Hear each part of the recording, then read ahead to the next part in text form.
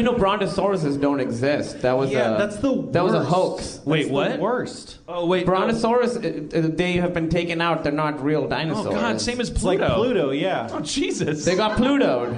Wait. Well, here's the story. It's like Bobby and John Kennedy. Yeah. Because you got the Brachiosaurus, right, which is the one that looks like it, and then famously sneezes a lot of snot on kids. Only when it's hilarious. Wait, so tell me. Apparently, there were two paleontologists. I forget the exact. This was like the '60s or something. Who were like fighting each other. They were all like traveling all over the world to discover new dinosaurs, and it was a big like. It's called the Bone Wars. It's really fascinating.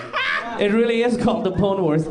So they were like hurrying up to like discover more. So the one guy started putting together different heads and bodies and calling them new species. Just for the street cred? And he totally won, and the other guy got totally discredited. And then after this, the winner died. They find out that he'd made up all these dinosaurs, including the Brontosaurus. But as far as the winner knows, he died with the belt. He died champion. Oh, he died. He died with 6 puppies licking his nipples.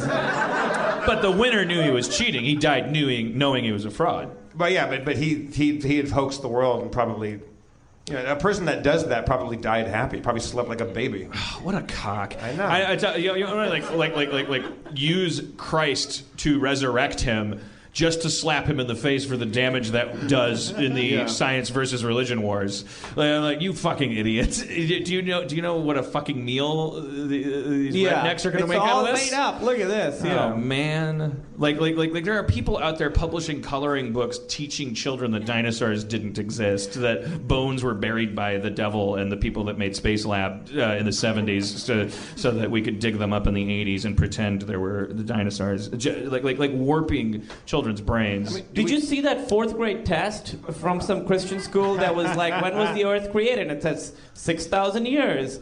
Did humans and dinosaurs live together? Yes. Like it's all like super creationist. It came out like 3-4 days ago. Like it's on Tumblr. It's on Tumblr. I gotta draw the line there. That's where I would care about politics. Oh, you gotta be kidding me. Yeah, that's... a kid doesn't even have a chance. That's not politics. That's just ignorance. That's just...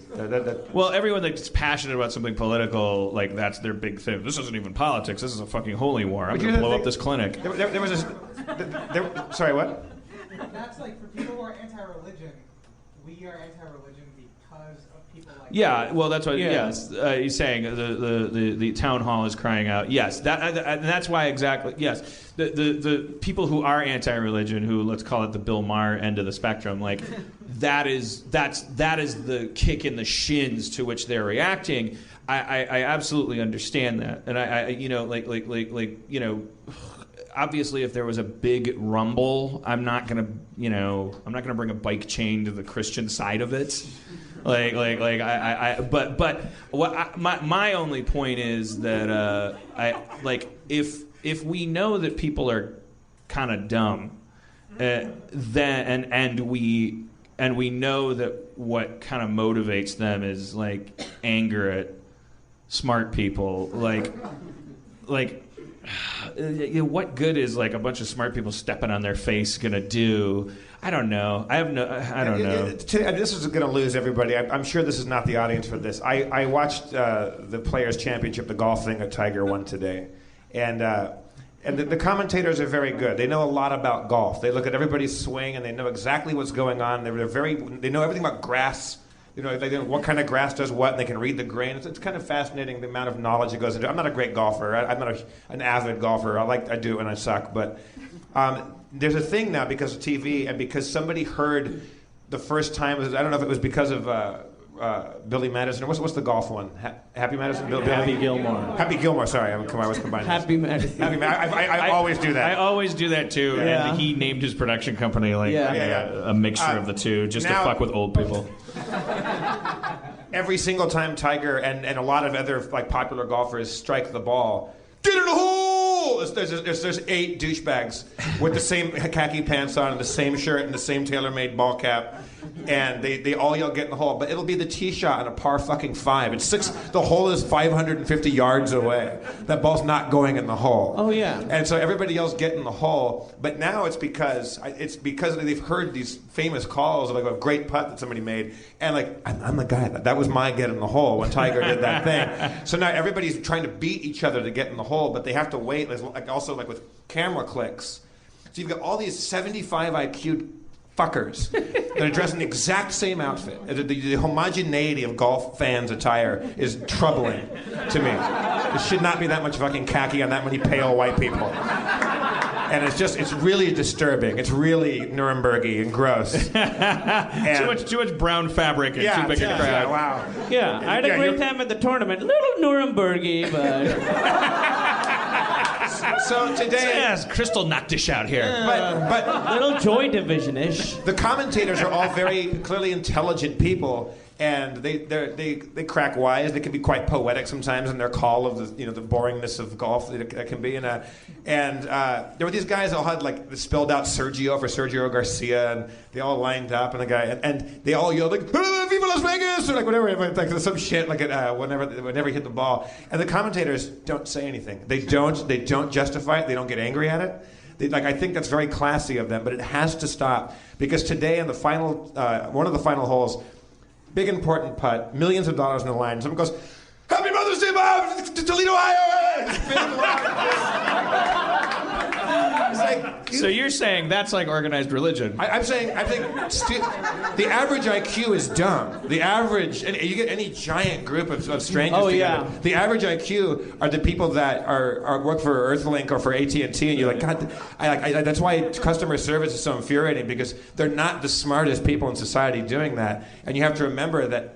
The people that run around and want to stand too close to Tiger's ball and be an asshole and be in the way and yell that, those are regular people. And they have smooth parts of their brain where there should be curves.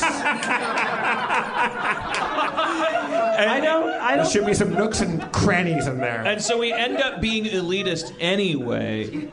See, we could be elitist and compassionate. I don't think people are dumb. I think in some ways truth is public opinion. And so if you're surrounded by people who are all saying the same thing, it's something you don't really question. So if you're wearing khakis and you're around by all these guys, and this is just what we do. On their own, they might be smart, but when they're all together, they're like, yeah, get in the ball, get in the hole, or whatever they fucking yell. Yeah. It becomes the thing to do. And that's how, with the NRA and the religion and all of that. The problem with getting the hole is, and I thought about it, I was like, say something else. But the thing is, what else would you say? I have a dream! that is the fastest way to say, I hope you make that putt. Yeah, they should have Martin Luther King quotes or... 1% of the population has 99% of its wealth! Ask them what your country can do for you! I was thinking there was another... If voting was powerful, it would be illegal!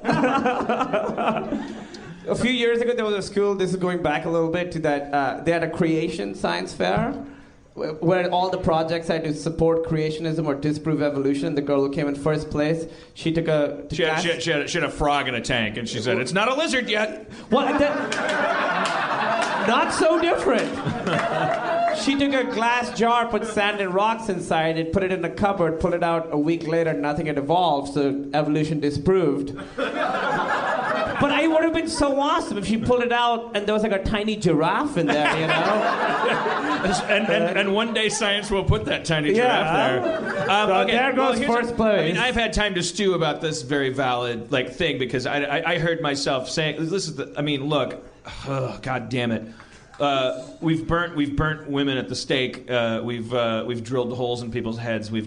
So much has been done wrong by powerful people in the name of religion. It's not religion's fault. It is powerful people's fault. They will abuse anything you give them. If you replace religion with science or money, rich old white people are going to burn women at the stake. They're going to do it for whatever reason. They're going to do it because they hate women and they want to set something on fire. And the women are all around. Because how the fuck can you twist a guy walking around saying everyone love each other the wrong way? They figured out how. know, it ended with a McDonald's in Rome with surrounded a guy in a funny hat surrounded by gold bowls, with different colored smoke coming out of a chimney. How do you twist Thomas Jefferson around and end with two parties arguing and having conventions that never existed, where they're agreeing on what they're going to debate about, with the League of Women Voters going, you know what, we can't moderate this anymore. Fuck this. You guys are insane. This is a conspiracy against everyone poor. How do you twist that shit around? The answer is because you want to. So science is, of course, it's the best religion we've come up with so far, because it's a pursuit to replace the unknown with the known. It is just as much as religion should be. It's like, let's join hands and scour the landscape for this lost child in this Amber Alert called The Search for the Meaning of Life. I don't care if we find a shoe or a blade of grass with a little extra blood on it. Yeah, one set of footprints. Yeah, that was when That is when I was raping you. Yeah. How? You're raping her on foot? Yeah, he's up in... Why are her He feet works in not mysterious ways. I don't know what we're even talking about anymore. But That was a metaphor Eurorail pass. So that was, Yeah, I was gonna say that was when science carried you, but you went with rape, so... And God bless me, I always will. I mean, the fight of whether or not we're going to be religious or scientific first, in a very important sense, that fight's already over. When you look at the skyline, as Campbell said, the tallest buildings were always churches back in the days when they were abusing their power. He didn't say that part, but there was a point where the churches were the big tall buildings. That's why churches have that architecture to them, because that was state of the art. How high can we get this building? Then by the time we learned how to make buildings taller, that money and engineering knowledge was coming not from God, but from Fort Knox. And so the buildings that are taller than churches now are commercial buildings. And commerce and science has one. You only have to look out your window to see that. The crosses are lower than the antenna, and the NBC logos and the CNNs and the whatevers. We beat them.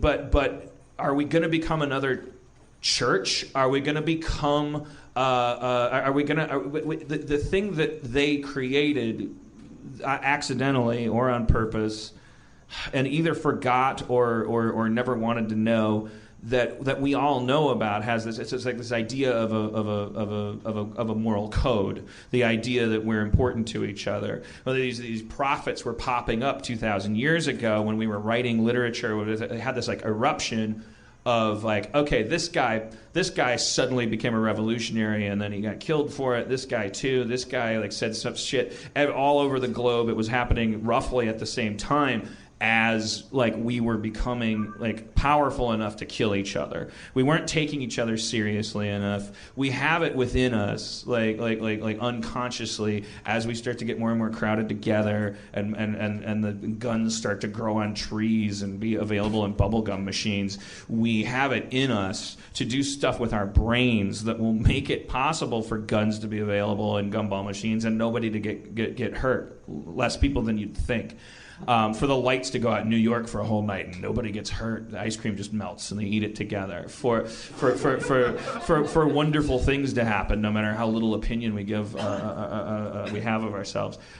We've achieved magnificent things, both because science continues to prove maniacs wrong, but also because as that happens, like human beings continue to reveal themselves to have like the power to police themselves, the monster inside of us. And so I just like when the guys in the lab coats come out and they go like, okay, I just figured it out. What happened 1.00003 seconds after the universe was created? We now know that a Zedron made of Hebron. That guy, his job is to focus on that stuff really hard to the exclusion probably of a lot of thought about whether or not we should hit each other in the face over a game of checkers and stuff. That guy might be a great person. He might be a terrible person, personality-wise.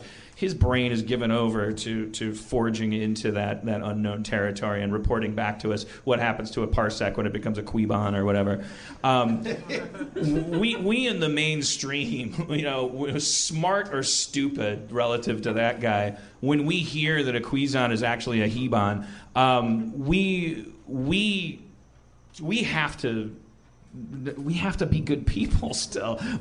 Because the more we get rid of God, the more we shove that stuff aside, the more we actually need to supplant it with some kind of code, some kind of culture. We actually it's already been laid out for us. Roddenberry. That's why he was so impacting, because he saw it, and he saw the Vulcan mythology where they were related to Romulans and they became super fucking intelligent and able to destroy themselves and made a mimetic decision to evolve. So we got to go with logic now, and logic says don't punch someone in the face just because you think he likes your girlfriend or because you want more oil, or logic, make a decision about the species and blah blah blah. So, we know that science is supposed to beget this higher state of being, but right now we're caught in this puberty where science is only making us beat up our dad on prom night. That's all. We're just being a little bit destructive, I think. We have to work it out a little bit. Don't you think there's a churchification of science going on, though? Because I feel that that's what I'm worried about. Yeah, that's happening. That's the thing. There's and look, sex. this paleontologist was doing the choir boy molestation of creating dinosaurs. Yeah, he was making them up. I would say not as bad, but continue. It happens. There's people that won't listen to evidence because they just assume that a given principle is just law and unchangeable, and rather than go back and look at evidence, they're no, this is what I know, this is my Bible, so I'm not going to question it. But that's the whole point of science, is to question it. There's a ton of within their ranks. Thank God science is intelligent enough to have as its code has peer review and skepticism baked into it. You can only there are these dogmatic old men who make it hard on the young men coming up and young women. Why do they do that? That's stratifications, though. Well, it's too late for me. Make your own lightsaber and move on. Throw me in the pit and watch me shoot lightning as I die. But there's always going to be an old boys club that's always especially in anthropology, where it's you have to dig up a bone to prove something, and then in the meantime it's all these theories. And Elaine Morgan, one of my heroes who created the aquatic ape theory, was bullied by blah blah blah. Different episode. But take a step back from that now, if you're willing to look at that and say, okay, scientist A is kind of a dick to scientist C within their community because scientist C hasn't paid his dues, and he's not, this theory's got traction and people don't want it to be true and don't want to take new hypotheses seriously. Now you take a step back from that and look at how science is that condescending to someone with an IQ over 75 who happens to choose to have a relationship with the unknown, an umbilical point coming out of their forebrain and into the void, to comfort them in the face of all this chaos, to personify, as is not only our right, but our instinct. As these chatterbox primates, we creating religion comes as naturally to us as I've said, pooping. And there's a lot of poop that needs to be flushed away, but thank God we look at it sometimes in case there's blood in it, and we go to the doctor. It's coming out of us. Religion is coming out of us. And you just take a look at it. Every time you blow your nose. Are you saying religion is like bloody poop? There's blood in the shit. Bad religion. Bad religion. There might also once in a while be a nugget of gold in your poop. Not as often. Maybe the metaphor doesn't work.